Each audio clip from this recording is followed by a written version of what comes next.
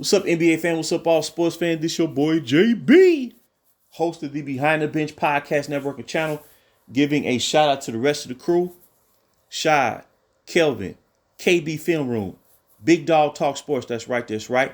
And check out their videos and their content, as they are providing some of the best sports talk known to man. And for everyone who's tuning in, thank you for supporting Behind the Bench. Subscribe to the channel. Help make this show the best that it can be, as we are now days away from the new year 2025. Now, I want to highlight something. NBA basketball. And you know how I always mention how a lot of times if you do things appropriately and do not seek a shortcut route, that you will wind up surprising yourself and exceed expectations. And if you go down the road less traveled, a lot of times you wind up selling yourself short. Well, what I'm about to show is a perfect illustration of those two realities. The Cleveland Cavaliers are having a magical season this year. They have a look of a team that can vie for and win a championship. And they are, as of today, as of this video, they have the league's best record, 27 wins and only 4 losses. And they are on pace to achieve the greatest single winning season in the history of this franchise. And there have been some great players that have represented the Cleveland Cavaliers over time, such as the World B. Freeze of the world, no pun intended, Mark Price, Brad Daugherty, Larry Nance Sr., Ron Harper, right? Craig Elo. And then Terrell Brandon, Bobby Sura, Sean Kemp played for this franchise for some years when they had some playoff level teams during the 90s, like mid 90s or whatnot. And then the era of the Hurricane himself, LBJ, right? And they built the team around him for 7 years, and they achieved a franchise record of 66 wins during the 2008-2009 season.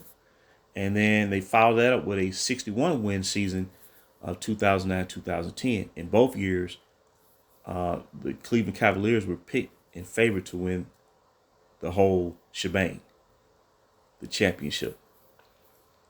Now, I wanted to mention real quick, Magic Johnson once said of the Cleveland Cavaliers that were built during the late 80s, he predicted they would become the team of the 90s. And then Michael Jordan shut that down before it even got started, before the decade of the 90s even hit. Right? So when you look at this Cleveland Cavalier team, man, I mean, it's exciting to see a team achieve this, especially after years when their front office and ownership was much maligned and criticized and bashed and critiqued to the tilt, abused, by these talking heads on these sports shows covering the NBA.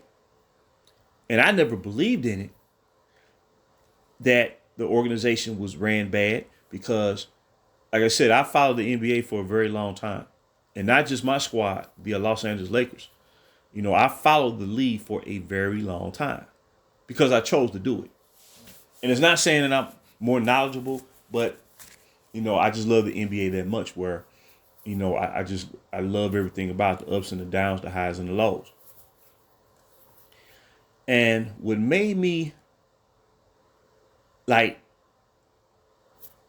disagree with that whole notion is the fact that during the Hurricanes' first stint with the team from 2003 to 2010, they actually built a roster that was, by the time 2009 arrived, that they were said to have been the deepest roster in the league, which is one of the reasons why, along with the fact that the Hurricane was a superstar, one of the best players in the league, that team was picked to win it all. So I'm like, well, how can you build a team that wins 66 games? And matter of fact, that year in 2009, they finished with a home record of 39 wins and only 2 losses. They had a chance to tie the all-time single season home record of the '86 Boston Celtics that went 40-1 during their historic season when they won the championship in '86. And I remember that last home game of the '09 season, Cleveland basically set out their starters and they played the Orlando Magic, and the Magic went on to beat them only because, Cleveland set them starters out. Otherwise, they would have excellent chance to tie that record. So I'm sitting there like, wait a minute, man, how are they trash? And they built a team that improved by 21 wins from 2008 to 2009. It didn't make any sense to me. And then the year before the Hurricane returned back to Cleveland in 2014, they started to, achieve some positive direction there. They hired David Black, right? The best coach in international basketball. They had a young, budding superstar in Kyrie Irving, who had just led Team USA to the FIBA championship in international play. And then he also won a MVP of the All-Star game, averaging, 24, 25 points a game that year. And they improved by 9 or 10 wins from the previous year. So I'm like, Cleveland headed in the right direction. So nobody was saying negative things about the front office when the Hurricane was not on the team. So I never believed in that. So as you look at this franchise now, man, they have to be, like I said, man, the owner has to be smiling from east to west, north and south. It has to be a beautiful feeling. And I know that the fans are enjoying this ride, man. This is what you call a true run. They was left to just collapse for the second time as they had to try their best to pick up the pieces after the original decision in the summer 2010. Then they had to duplicate their process during the summer 2018. Remember going into that next year, the Cleveland Cavaliers fired Tyronn Lue, right? And they was at the bottom, man. And they was being mocked and laughed at. And I'm like, well, why would people sit there, man, and act like, expect them to function when their star player, who they always constantly take these extreme measures to build a championship laden squad, a la stack the deck, a la super team, for this dude to roll, and then he leaves it again, and people are surprised that the franchise was going to collapse again. So here they are, man. They riding high this year, man. And I want to show something real quick. And I'm telling you, man, this is real, man. See, the history always going to prove what it is and what it's not. How it is and how it shouldn't be. I want everyone to check this out. The Cleveland Cavaliers are having such a successful season. I want to show you something. 1 second.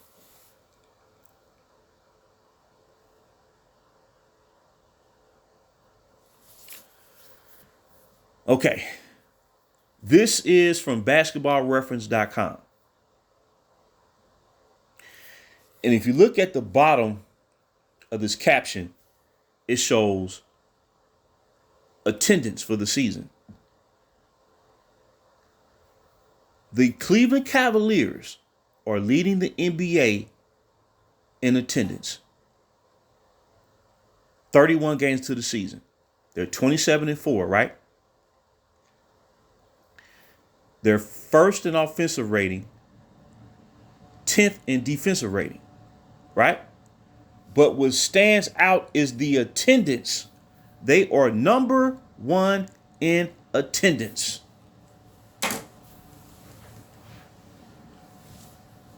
A franchise that was ditched 2 times over an 8-year period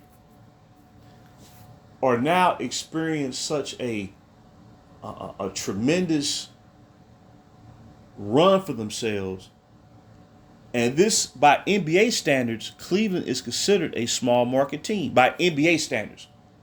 Not in terms of population of the city, but in terms of, I guess, location and, how the Cavaliers were established as a franchise. They're considered a small market team in terms of, TV viewership. They're first in attendance in the NBA as of right now. Now, when it comes to my team, the Los Angeles Lakers, that are supposed to be in win-now mode for the 7th straight year, I want to show you an illustration as to the difference between not selling yourself short and exceeding expectations and actually selling yourself short and you see the results of doing so. 1 second. Now remember, the Cavaliers, they are first in the league in attendance. Now check this out. 1 second.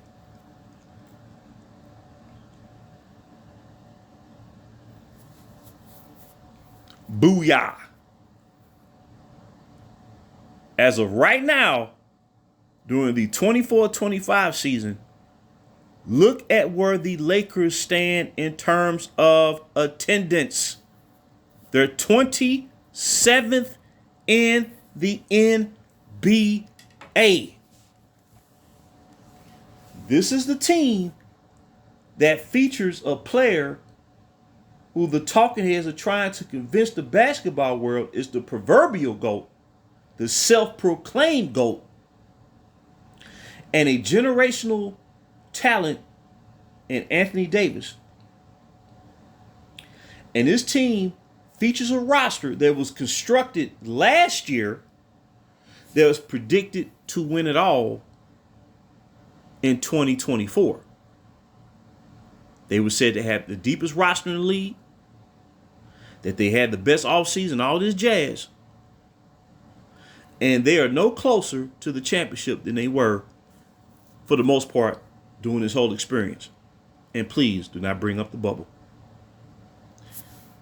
So you got a team that did not sell themselves short, did not take any shortcuts, that believed in themselves, that invested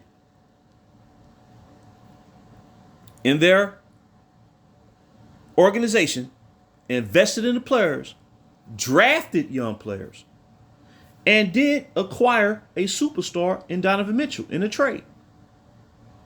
But the key component is building through the draft and then making key moves afterwards. And now they find themselves with the best record in the league and leading the league in attendance. Whereas a team that's been in win-now mode, it seems like for perpetuity over the past 7 years, they're 4 games over 500, and they are 27th in the NBA in league attendance. So you see the momentum of one team is steady growing, and on the other side, the reason why attendance is dwindling for the Lakers is because of the cynicism that is generated over these past 4 or 5 years, where fans were led to believe that essentially, we was going to have a free ride. And then once you expound it on and cast it out that young core, right, that we were led to believe they was going to rack off 3 straight championships. So therefore, initially, there was like a rush, like, ecstasy, right? Like that. I'm not trying to get philosophical, but like, when you take that, like that ecstasy pill, you get that sudden rush. But when you come down off that rush and when you start to understand the reality of what's going on. See, one franchise is not panicking. The other franchise, they panicking out the yazoo. And what does both franchises have in common? The Hurricane has played for both teams throughout the course of the past 10 seasons. So, and what's ironic is the young core driven Lakers of 2017, 2018, before the Hurricane was brought to the franchise, right? This was a team that was featured exclusively young talent, one and done players, or players on average maybe 22 years old, like the Josh Harts of the world, like the Kyle Kuzmas of the world, who was drafted by the Lakers at that time. They had no veteran presence. I'm talking about like a Chris Paul, like how Chris Paul led Oklahoma City to the playoffs in 2020, right? Led the young players with no ulterior motives, right? That young core driven team in 2018 established the Lakers by finishing 10th in the league in attendance. 10th in the league in attendance by a franchise starting over after its transcendent player of the past 20 years, Kobe Bryant, had retired. So you start on from the bottom and you're already generating a team that can claim a situation where you're 10th in the league in attendance. But the situation now, you fast forward 6-7 years later, and the cynicism, the desperation mounts. There's no belief. So you have to start relying on so-called ulterior means to compensate for the support that you're losing. You see what I'm saying? By being led to draft someone, a young man who is not an NBA player. Then you have to hire a coach with no experience at this level. Then coupled with the fact that you could not attract a significant free agent that you was looking to pursue, all you have really left, man, is smoke and mirrors and mounting, like, how can I say this? Disappointment in something that fans were led to buy all in for, that required that we give up and relinquish the best young core of all the NBA. And the psychological tilt of being taken down this path is leading to what we're seeing right now with the Lakers. Right now, 27th in the league in overall attendance at home games. It's not an accident. Whereas if they invest, see, this is a result of you taking away and mortgaging off. That's what this is resulting in. That's what this is a reflection of. But you look at all the long-standing teams, the successful teams that turn out to become dynastic squads throughout NBA history. I guarantee you, when they started from the bottom, you didn't know, wow, man, this is where this was going to end up at? Wow. Then it starts generating excitement. Fans start coming to the games by the drove, just like Michael Jordan. Michael Jordan, when he first got drafted by the Chicago Bulls, he said the Bulls could only draw maybe like 6,000-7,000 fans. Once he got going, and once he, put forth that maximum effort on the court to elevate that franchise, they went from averaging 6,000-7,000 attendees to selling out the arena throughout the remainder of his career with the Bulls. This is before they start winning the championships. That's a product of investing and building step by step, not taking no shortcuts. And this is what I've been alluding to the entire time. So this don't surprise me one bit. Hold on one second. This doesn't surprise me one bit. And this is what I've been alluding to the whole time. I don't know what more I can show to prove the point. This is not my point. The point is being proven. Think about it, man. they're going to try to convince fans of the purple and gold that you have to cash everything out because it's been said verbatim around the clock that this guy can lead you or anybody on your team currently at that time to the championship, or better known as the promised land. That's what they've been selling the whole time. But the evidence showed otherwise. You have to give up what you got. All that equity that you got that you can invest in to produce long-standing success. You have to relinquish that to pursue a win-out scenario that's going to lead to more disappointment. It's going to lead to more losing than what you think you're going to win.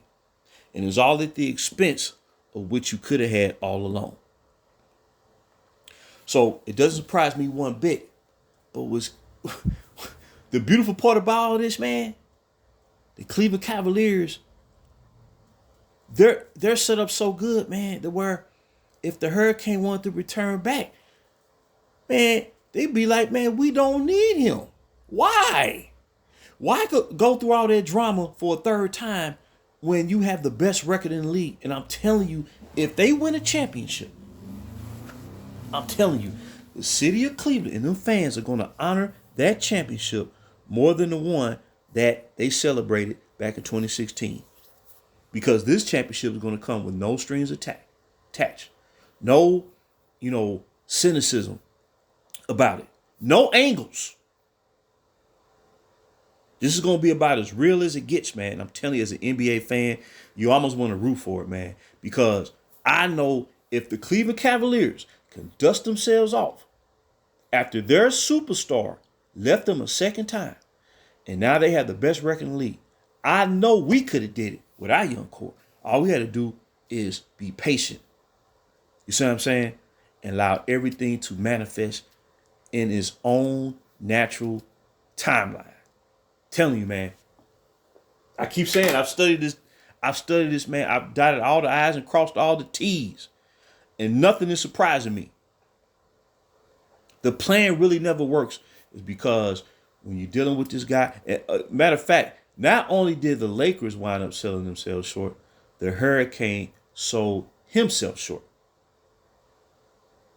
If he would have did it right and led Cleveland to the championship without all of the shenanigans, all the maneuvers behind the scene, manipulating the system, stacking the deck, forming super teams, and truly lead, I'm telling you, man, his fans that try to defend everything that he does, they wouldn't have to do it because the basketball world would have respected him and gave him his props. Just like we gave Giannis his props. Just like we gave Dirk his props in 2011. Giannis in 2021. Just like we gave Jokic his props in 2023. Just like we gave Steph Curry his props. Especially when he led his team to the title in 2022 after they had the worst record in the Western Conference just 2 years prior. When you do it the right way, you're going to get your props. Even if that's not your squad. Because it's part of the NBA history. And that's the whole point. And his method, the path that he took, that he carved out, his niche per se, has been a direct opposition to what made the league great. And that's why the league is struggling now, maintaining viewership. This is why ratings have declined since 2012. If he would have represented like a superstar supposed to, maybe, just maybe, there could be a debate. Maybe. But when you take the lesser road travel, man, and the fans that uphold and respect competition, they respect them superstars back in the day. They had to go out there and truly lead and compete. Even if you didn't win, you still get respected in the end, man. Be like, man, that dude was a hell of a player, man. He went out there, man, and he battled. He competed. This is what's missing in the story and career of the Hurricane. And now, I know he never imagined that his former team, his original team, his real team would be sitting atop the NBA with the best record in the league. But because Cleveland didn't sell themselves short, and they didn't say nothing negative about him when he left the second time, they dusted themselves off, man, and moved forward. And now, man, they're in a beautiful situation. While my team is struggling with this dude, always being forced to make this move, that move, that move, this move, that move. And like I said in my video I did the other day, if they give up them young players like they did with the original young core, the Lakers will be done for a very long time. And that's just the bottom line. I'm just a fan, man. I love the team so much, man. I'm just trying to like speaking into existence. It's time to put an end to this because it's not worth it. And the Cleveland Cavaliers are showing you can do it the right way and achieve. So I just want to drop that nugget. Until next time, JB for BTB Behind the Bench.